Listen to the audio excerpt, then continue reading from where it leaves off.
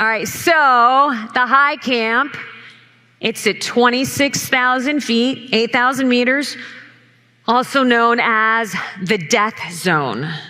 And they call it the death zone for a really good reason. And that's because at 26,000 feet, human life can no longer be sustained and your body is slowly starting to die. At this elevation, you have to take about 5 to 10 breaths for every step. So think about what that would be like to take 5 to 10 breaths just to catch your breath enough to take one step. Well, it looks kind of like this. You take a step and then you do this.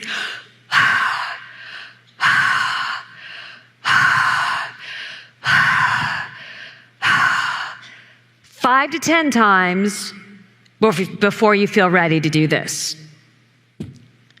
Step again, 5 to 10 breaths again before you feel like you can do this.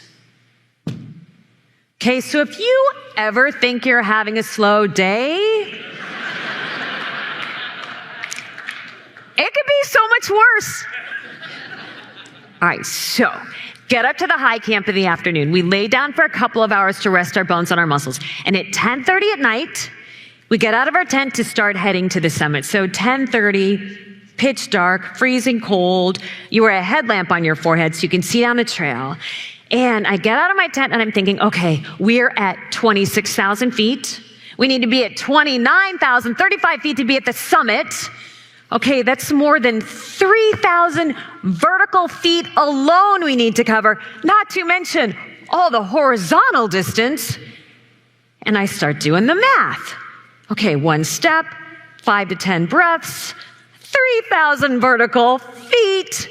And I start to get completely freaked out and intimidated, thinking, there's just no way.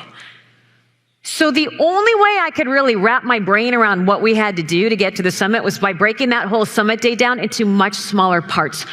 That's just what I have to do when I have a goal that feels like it's going to be a ridiculous, hairy stretch.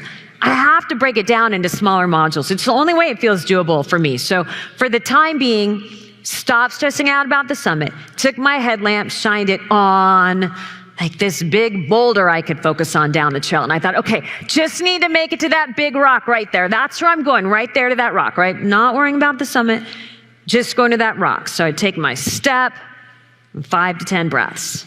Step again, 5 to 10 breaths. Before I knew it, made it to that big rock. Did the same thing again once I got to the rock. Took my headlamp, shined it on a big chunk of ice, just anything that looked like it wasn't that far away. All right, just going to that big chunk of ice, I can get there, right? So step, 5 to 10 breaths. So every time I think to myself again, I don't know about this. I don't know if I'm going to be good enough. I don't know if I'm going to be fast enough. I don't know if I was built for this.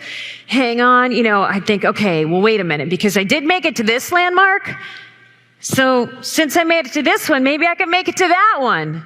All right, now that I'm at this one, maybe I can make it to just one more. All right, now that I'm here, maybe just one more. Well, we climbed through the whole entire night that way. And by 6:30 in the morning, we were at a place called the South Summit.